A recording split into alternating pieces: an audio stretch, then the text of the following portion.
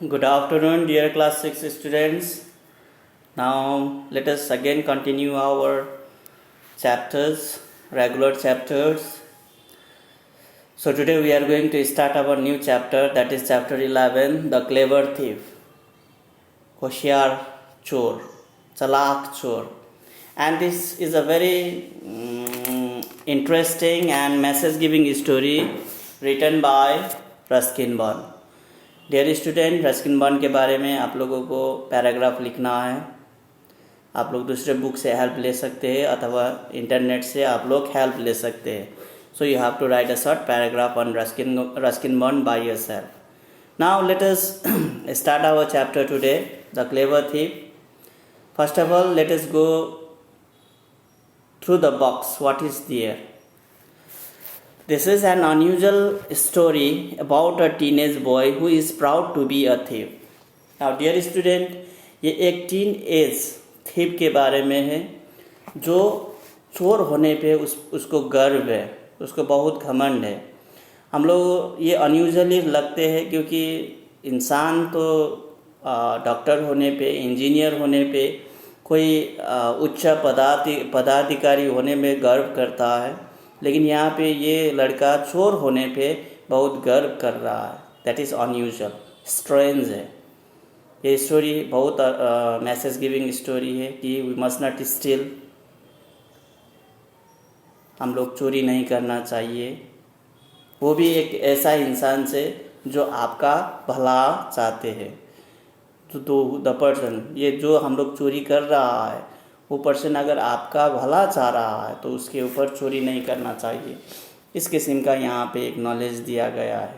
Now let us go paragraph by paragraph. I was still a thief when I met Ravi and though I was only 15 years old, I was an experience and fairly successful hand.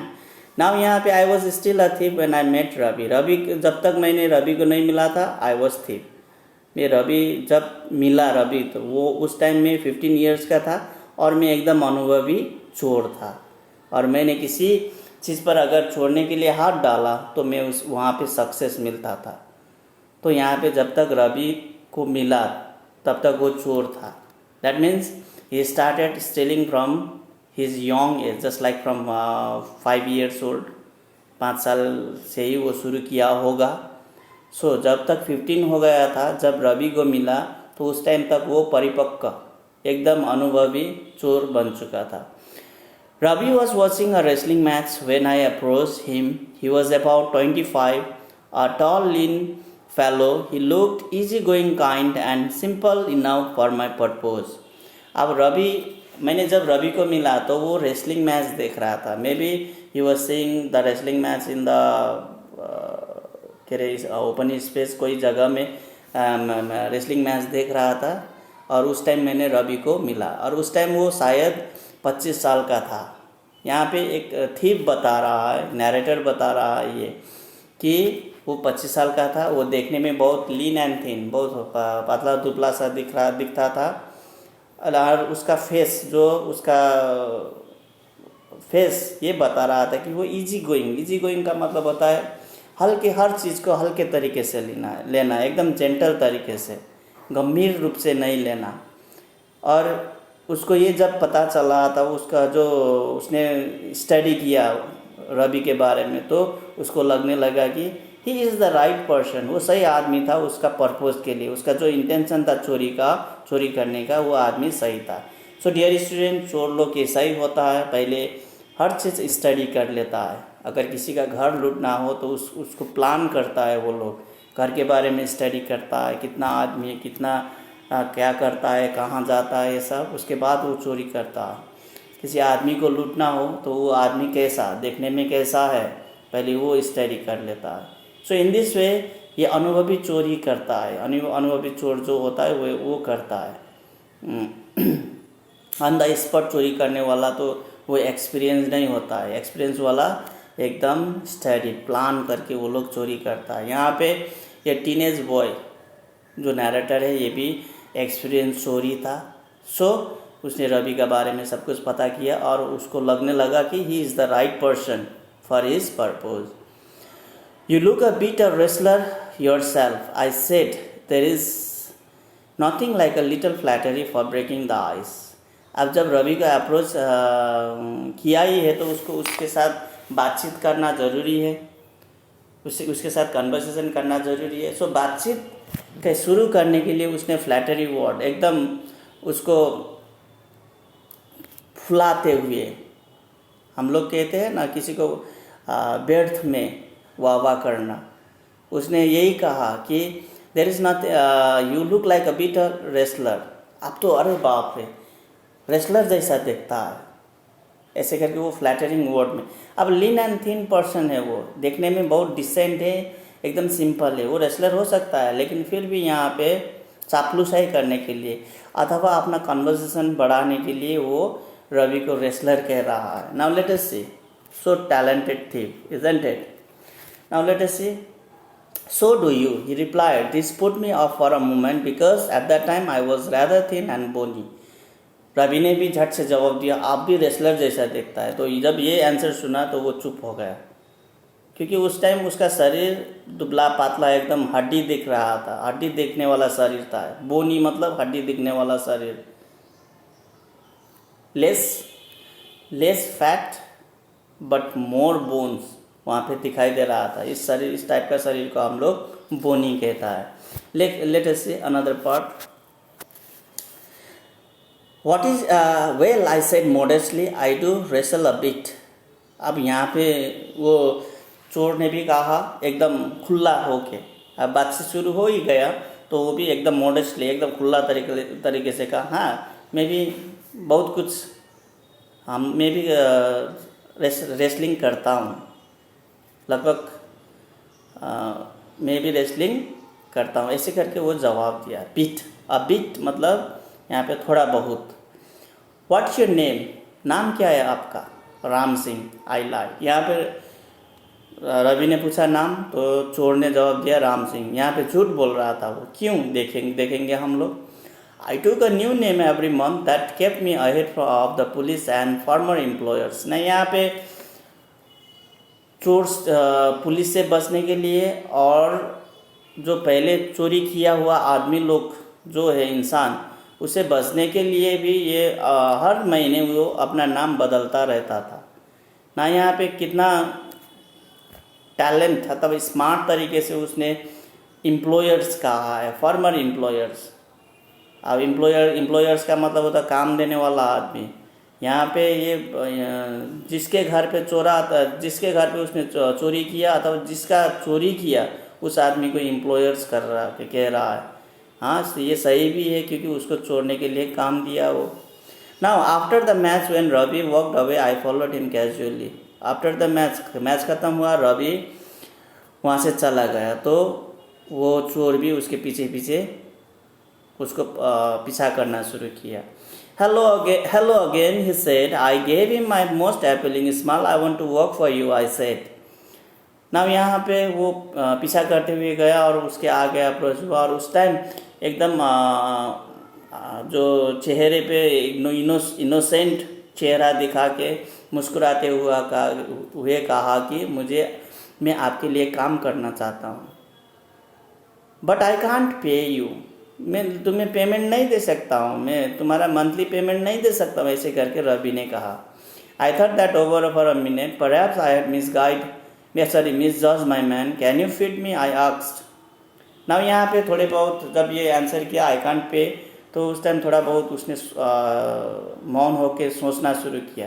अरे इस time मैंने आदमी चुनने में गलती किया, लेकिन फिर भी उसका इंटेंशन तो पूरा करना ही है. तो उसने फिर बढ़ावा दिया कि पेमेंट नहीं देते हैं तभी भी आप मुझे थोड़ा खाने के लिए मैं आपके घर में काम कर सकता हूँ. आप मुझे हर रोज़ फीड कीजिए, भोजन दीजिए, मैं आपके लिए काम कर सकता हूँ. कैन यू कुक, खाना बना सकते हो?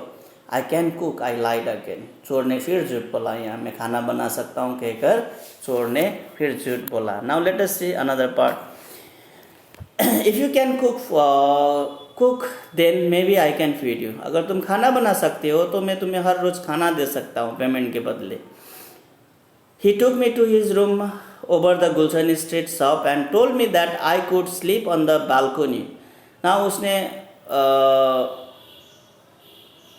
चोर को लेके गया अपने रूम पे, जो गुलशन स्वीट शॉप जो स्ट्रीट जो उसके ही took me to his room over the Gulshan sweet shop.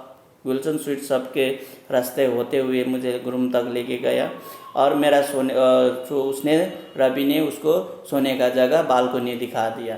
The meal cook that night must have been terrible because Ravi gave it to a stray dog and told me to be off. Now यहाँ पे उसने खाना बनाया उस रात, तो पता चलता है कि उस खाना बहुत टेरिबल, बहुत बेस्वादिष्ट था, स्वादिष्ट नहीं था, क्योंकि रवि ने सब खाना किसको दिया? कुत्ते को दे दिया। भौतारने वाला कुत्ता जो स्ट्रीट डॉग्स होता है, स्ट्रे डॉग्स, उसको दे दिया।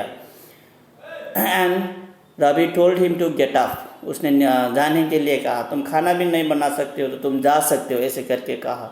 But I just hung around smiling in my most appealing way and he couldn't help laughing। उस टाइम वो चोर ने फिर शुरू किया अपना एक्टिंग, तो अपना सिर को नीचे गिराते हुए बहुत इनोसेंट तरीके से मुस्कुराते हुए वहाँ दिखाई दिया। तो उस टाइम रवि ने भी थोड़ा बहुत उसको प्रेम आया, तो वो हंसना शुरू किया उसके ऊपर। Now let us see. Later he patted me on the head and said, "Never mind, I would teach you to cook." उसके बाद में उसके थपथपाते हुए उसके सिर पे थपथपाया और कहा, तुम परेशान मत हो, मैं तुम्हें खाना बनाने सिखाऊंगा। He also taught me to write my name and said he would soon teach me to write whole sentences।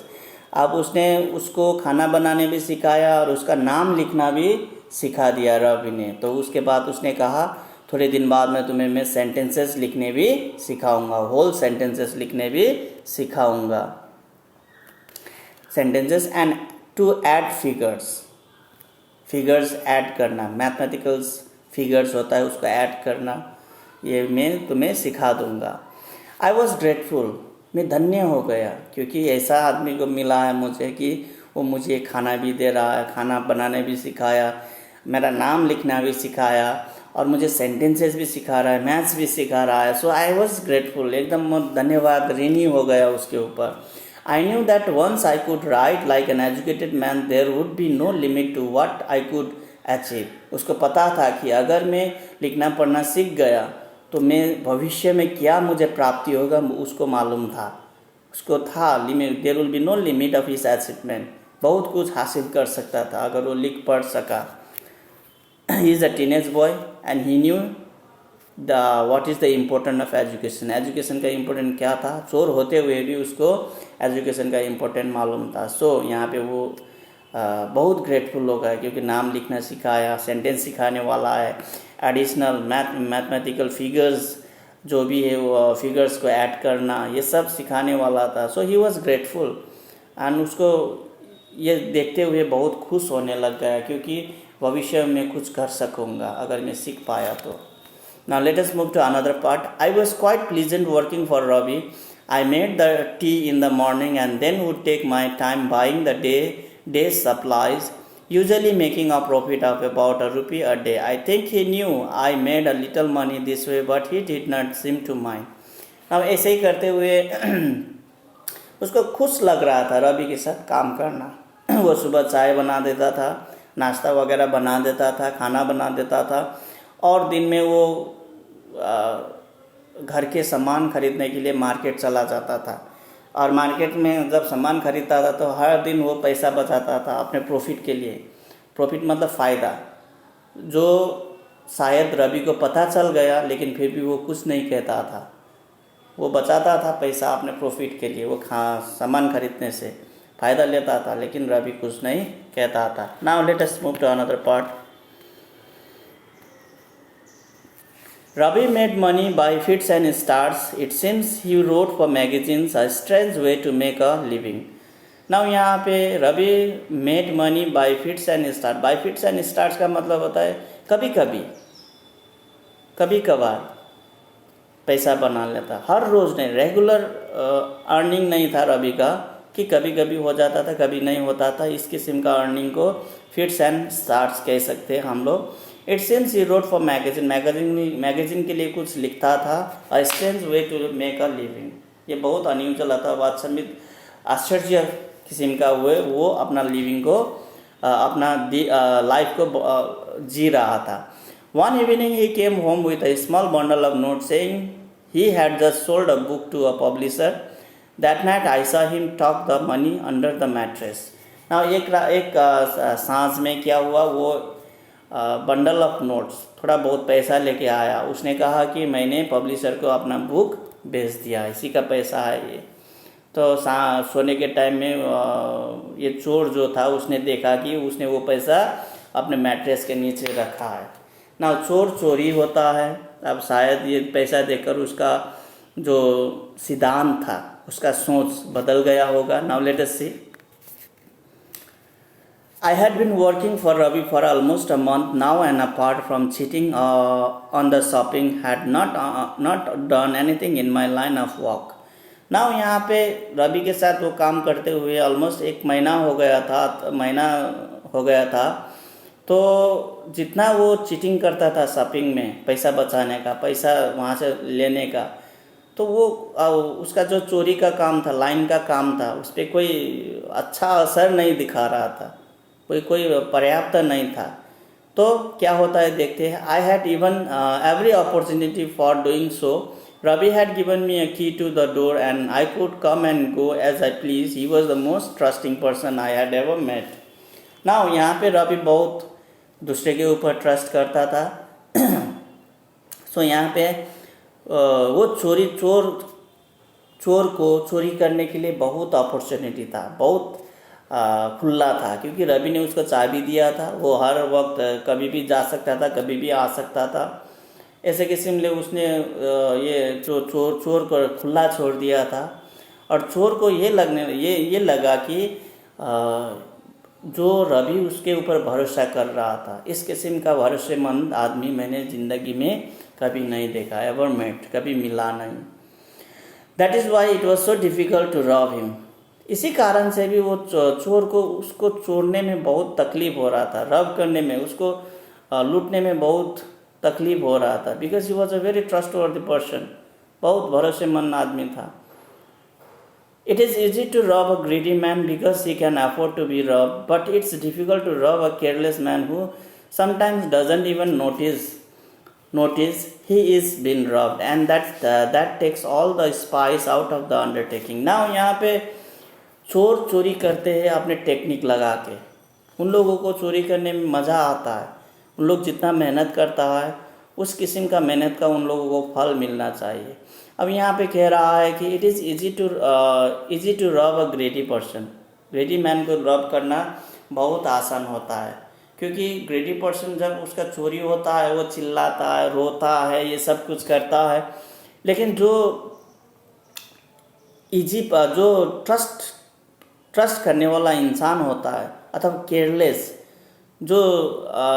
Careless man who sometimes doesn't even notice, कभी कभी ये लोग अपना सामान खो गया, वो भी वास्ता नहीं करता है। अगर खो गया तो खोने दो, दूसरा लेके आऊँगा। ऐसे करने वाला इंसान जो होता है, उसको रब करना था, उसको लूटना अच्छी बात नहीं होता है। चोरों के लिए मज़ा नहीं आता है, अच्छी बात नहीं, मज़ा नहीं आता है उन लोगों को, क्योंकि उन लोगों को भी जो वो लोग मेहनत करता है, उसका स्पाइस, मसालेदार कहता है ना हम लोग, स्पाइसी उन लोगों को कुछ मिलता नहीं उसको रब करने के लिए, क्योंकि वो वास्ता नहीं करता है। अगर टेबल में 100 रुपये रखा हुआ है, 100 रुपये रखा हुआ है, let us see a greedy person and a careless person. तो ग्रीडी पर्सन के फर्स्ट हम लोग बात करेंगे। मैं वहाँ से टेबल से 100 रुपये नोट ले लूँगा। उस टाइम उसके बाद में क्या होता है, वो तहलका मचा देता है, मेरा 100 रुपये कहाँ गया, इधर ही था, इधर। और उस टाइम जो चोर को आनंद जो मिलता है, मज़ा, वो दूसरा बात होता है। अब केयरलेस पर्सन अथवा ट्रस्ट ज़्यादा एकदम जेंटल पर्सन का बात करेंगे। वहाँ 100 रुपये रखा हुआ है, मैंने उसको चोरी कर लिया। वो आता है, अरे मैंने यहाँ रखा था या वहाँ रखा था, हाँ यहीं रखा था, 100 रुपये है, चले गए तो ठीक है, कोई बात नहीं, उसका इतना बड़ा रिएक्शन नहीं होता है जिस पे चोरने वाले को मज़ा नहीं आता है. So same kind of situation is here. वो चोर को भी ऐसा ही लग रहा है. Now let us see. Well, it's time I would do some real work. I told myself, I'm out of practice. If I don't take the money, he will only waste it on his friends. After all, he doesn't even pay me. अब यहाँ पे चोर चोरी होता है. जब उसने पैसा का बंडल देखा तो उसका नेगेटिवनेस बाहर निकल ही गया और वो अपना प्रैक्टिस, चोरी का प्रैक्टिस आजमाने के लिए कोशिश किया. और उसने ये भी कहा कि वो मुझे आखिर में पैसा देता नहीं है. 1 महीने 2 महीने 1 महीने तो हो ही गया है, पेमेंट नहीं देता है. वो पैसा लेने से क्या दिक्कत है, और मैं वो चोरी करूँगा तो मेरा जो चोरी का लाइन का प्रैक्टिस है वो भी हो जाएगा. So now dear student, we will stop here. As you know, the chapters will be reading in part A and part B. Up to here we'll read here. I will stop here. And as I have given you the homework to write a short paragraph on Ruskin Bond, and dear student, all the underlined words, it should be written on your notebooks, and you have to learn the spellings. Now let us move to our vocabulary. Experienced. Number 1 is experienced. Pronunciation में सिखा रहा हूँ, आप लोगों को सीखना है. Experienced. Becoming good at something because of doing it repeatedly. Experience, किसी चीज़ को हम लोग बार बार करेंगे तो हम लोग वो काम पे अनुभव प्राप्त करना. Appealing, pleasing, likeable. Pleasing, likeable. Appealing का मतलब होता है प्लीजिंग, लाइकेबल. किसी के ऊपर में एकदम प्लीजिंग, उसको खुश करते हुए. हम लोग कहते हैं ना मिस जज, मेड अ रॉन्ग जजमेंट. जज करना, गलती करना. जो यहाँ पे स्टोरी में ना जो चोर था उसने भी मिस जज किया, ये सोच रहा था वो. By fits and starts, now and then, not in the right flow. कभी कभी. Ravi in the story, he used to earn from now and then, by fits and starts.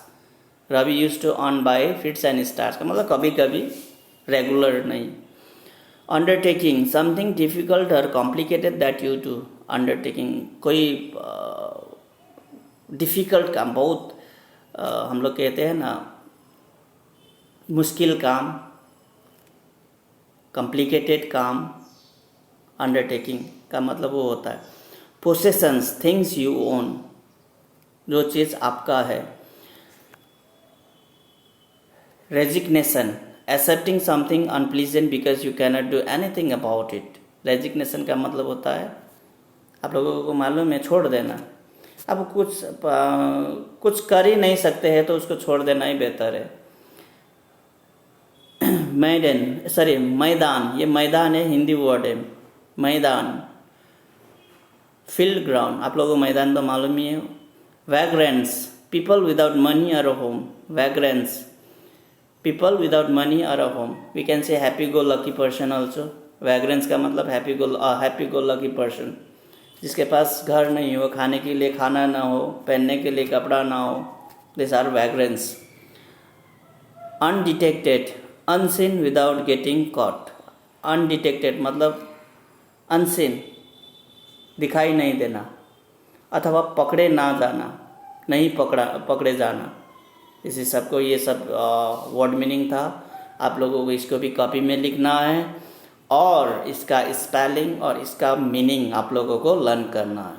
So dear student, let us stop here. Will meet in the next class. Thanks for listening the video. Have a nice time. Thank you.